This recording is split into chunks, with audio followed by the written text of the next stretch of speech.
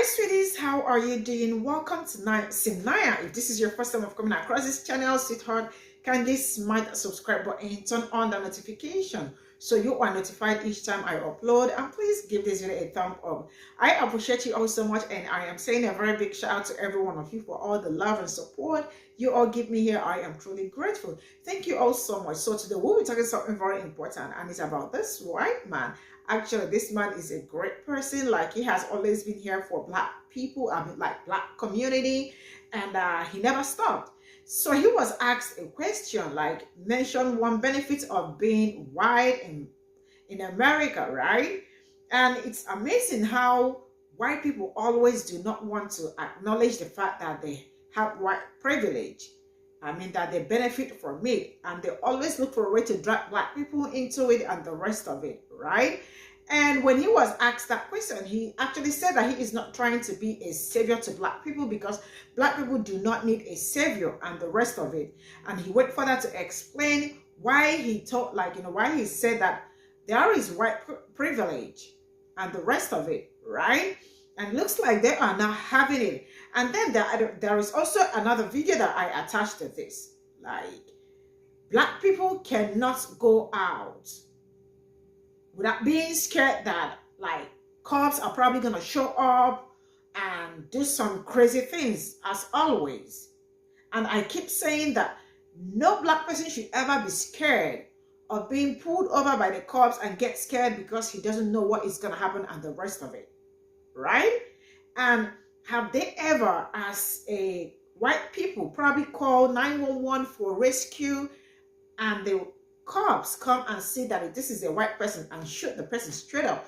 Has he ever? They have not experienced that. But this is black people's everyday experience. You know what? Take this to the screen, and I'm just going to roll this clip. We'll come back to talk about it. I absolutely want to read all your comments. Let me know what you all think in the comment section, and straight up, I am rolling the clip. So this video was supposed to be a reply to a comment, but they were a coward and deleted it. They said, name one benefit of being white in America. Okay. But instead, I'm going to reply to this comment and give her credit, because she's actually the inspiration for part 2. Let's get into it. So this is a nuanced, multifaceted conversation, and I'm going to do my best to break it down in less than 3 minutes. How do you explain to someone that they're ever in the presence of something they can't see, can't feel, and that is constantly being reinforced by their surroundings doesn't actually exist? That's why it's imperative to have meaningful connections with people who have different life experience and perspective, because perspective brings awareness, and awareness allows growth, and growth facilitates empathy. See, the premise upon which he bases this statement is rooted in the fact that the ruling class will absolutely watch him and his family starve to death with a smile on their face the exact same way they would a black family. It is critical that we acknowledge that fact, because that lays the foundation for class solidarity. Now that we've acknowledged that, let's get into it. The benefits of being white in America are often difficult, if not impossible, to see whenever you're still identifying from a place of whiteness, kind of a forest through the trees situation. The difficulty is compounded by the fact that the benefits are rarely, if ever, given to you expressed that you're receiving them on the condition that you're white.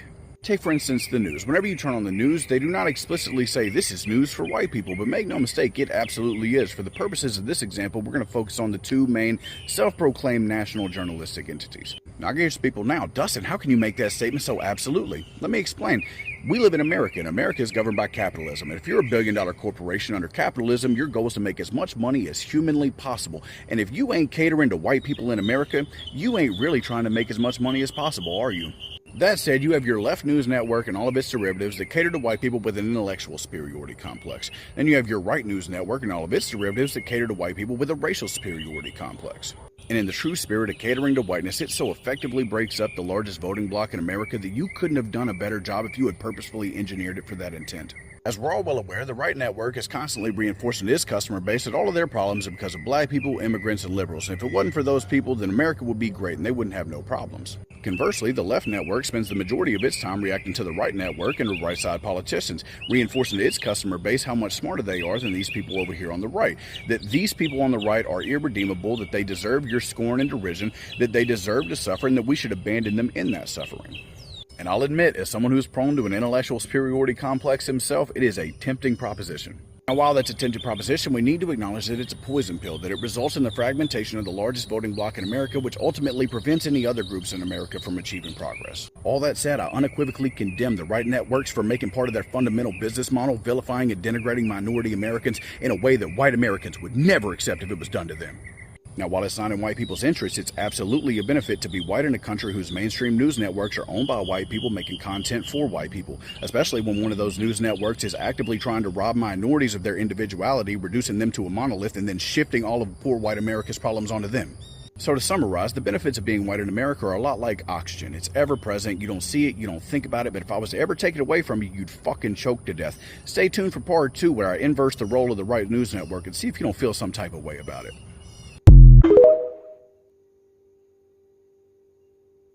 Well, I got time today.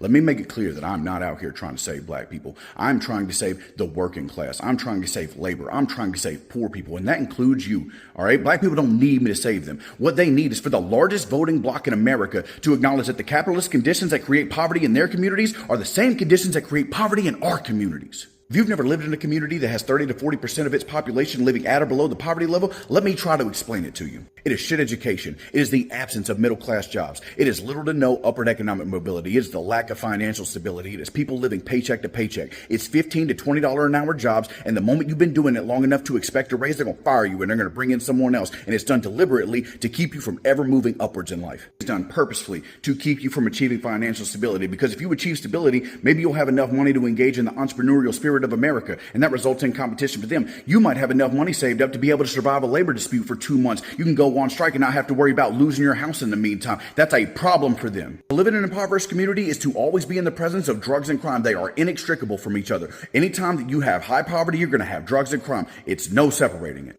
Maybe you're okay with Americans living in these artificially created conditions that only benefit corporations. I'm not. I'm tired of seeing people I care about slave away every day, spend their whole life. You get one go round on this planet, and they spend their whole life getting nowhere, making scraps, while people make billions of dollars and pretend that they can't take a billion less in order to pay people in middle class wages that are going to allow them some financial stability.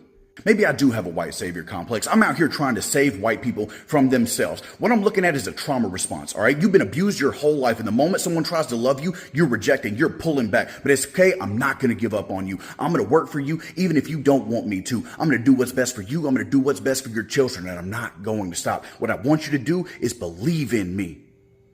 Believe in me.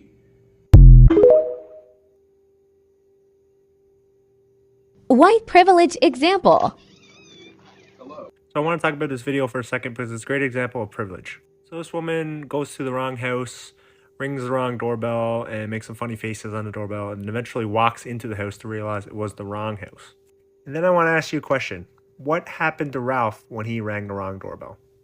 So this lady proceeds to walk into the house. She's met with no hostility whatsoever. She walks out, goes back home. The privilege is that her skin color was not seen as a threat. But Ralph was a different story. To get in that the last one, because a lot of them are always like, yo, what are the privileges I get as a white person? But if you ask them to denounce that, their whiteness, they will run away. I mean, they will never, ever. And still, they sit back in their houses, they sit back in their comfort zone and tell you that there is no privilege for them for being white. Have they ever been scared by the cops? Like, just because you are black, you are going to get pulled over or something. Have they ever? Have you ever rang the doorbell and get shot straight up without even any question?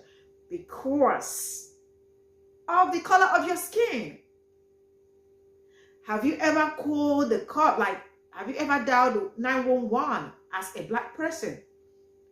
Because probably your mother needed help. Just a 9-year-old child called the 911 because her mother needed help, right? And the young man opened the door for the cops, and the little boy was shot. Why? You know why already? Have you ever called, they have never experienced something like this. Have you ever been in a horrible situation and you called 911 and tell them this is what is going on with you as a black person? And they never show up. They never show up. And you ended up dying because they did not show up. Why you call with them? I mean, they know, but they just keep denying it. And let them keep denying. one day, well, just one day, then we wake up and find out that the table is actually about to turn. Because when they keep killing and they don't see whom to, they definitely will move over to them. And that is how it is. This is where I am going to draw the curtain. Thank you all so much for all the love and support, and I appreciate you all. See you all in my next video. Bye for now.